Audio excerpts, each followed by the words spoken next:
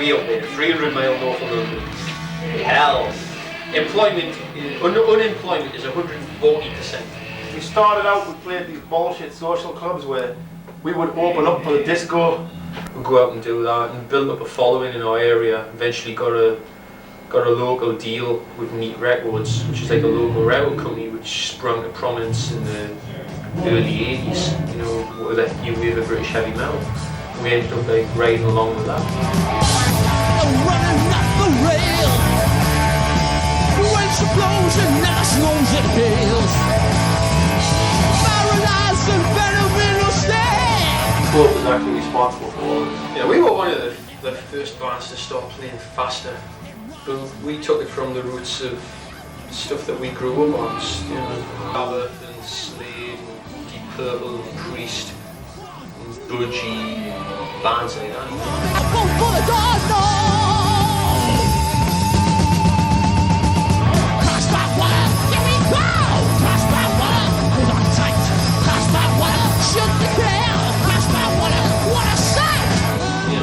You do a faster, what are you going to do? You're going to play faster and faster until you disappear. Before we've played fast, let's try and do a little bit of something else, you know. And even though something's, I guess, may have fell on my face, but won't be frightened to experiment with, you know. We'll try things out, you know, rather than do the same album 3 times over.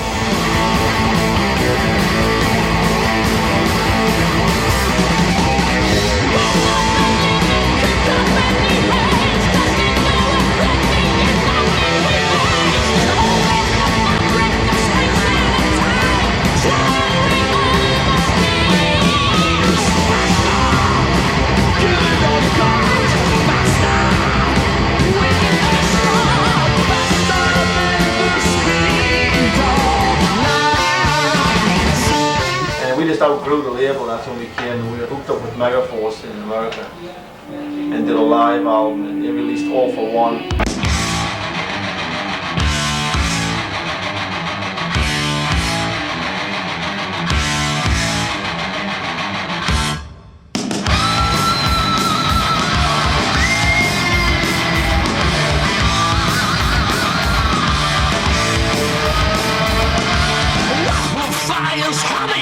But you don't have no choice.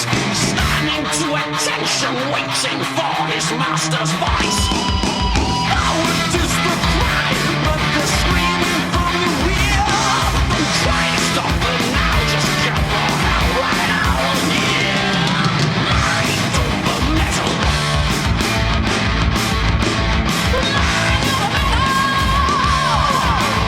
We were like really doing pretty good with All for One and everything, and then we did a live album and did real well, and we went to Atlantic and they were kind of, oh well, you guys, you've got a little bit of commercial in them, let's try and like play that up, kind of. And we weren't really into it, and Wacko was kind of into doing that kind of stuff. He liked pop songs, so, well, you know. We made a mistake, there's no question about it, you know. We did stuff that we shouldn't have done, really. And a lot of it was, at that point, you know, a lot of people were saying commercial shit and that, and Rob was really into that stuff, and we were really with a split in the band at that point, and we were kind of like, I don't know. And he was drinking a lot, so all the stage performances was wild.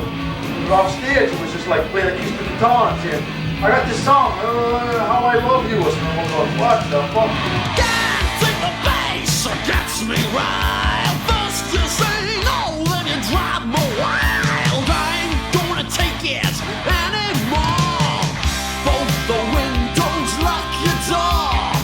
You're gonna see what I've got in store. You're gonna get what's coming to you right now.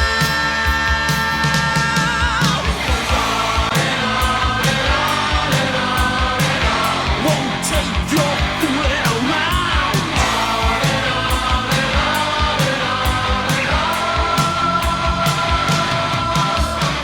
So we were like, we did that record, Stay Hardwood, there was like a 7-Eleven, we had burritos, these like frozen burritos. We had one a day each, man, it was like ridiculous. We were like bums in the highway. And we did that record, it was like, we're like, on a major label, we're eating burritos, what the fuck, you know? And then we did Packers Back, we Steve spent a fortune on that record. We didn't even have a car, we had to walk like 2 miles in the store to get groceries, you know? We couldn't even afford to eat out, we never had any money, so it was like, people think, everybody thinks that we sold out, but believe me, we didn't. It's the big way we could have.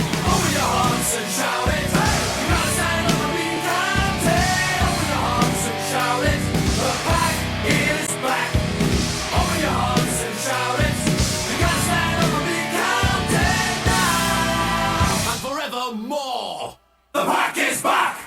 We're like, it was really like we really split at that point musically, you know. We weren't really like a tight unit anymore. And we just seen it through for the next couple of records. And like Life's a Bitch, Rob didn't write any material at all. Me and John wrote all the material on Life's a Bitch. But the Pack is back was his work of art thing, and like, you know, nothing happened with it. So I guess that disillusioned him greatly.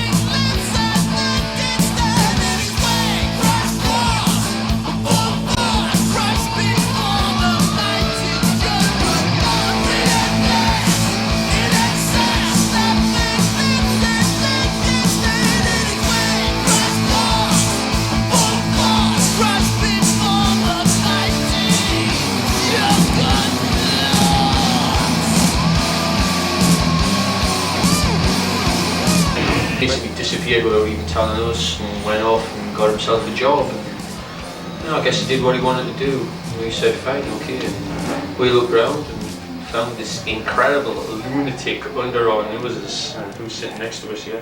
Oh yeah. Sure. Did you, Joseph? My world is complete. Please invite my realm. We tried one or two people out and didn't really click, but Joe had been a friend of ours for like 3 years, so we shared a house upstate and all that.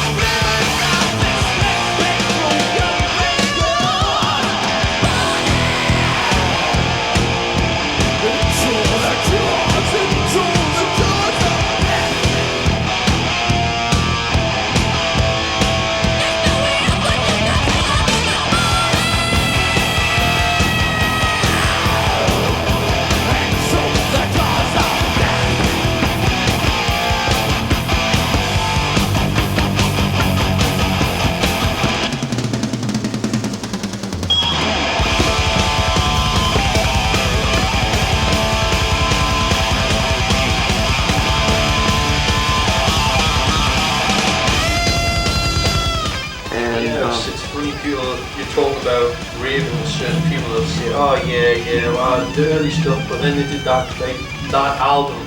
It's like, yeah, well, that album's like 5 years ago. We did like a couple of really good albums since then, you know. And it's very strange to me. It's like, even if they don't like that album, fair enough, but listen to the ones after it.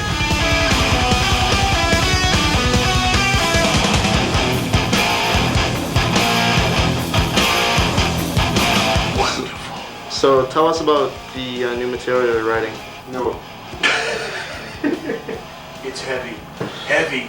Yeah, it's pretty nasty. Very tempestuous, but the overlying theme is basically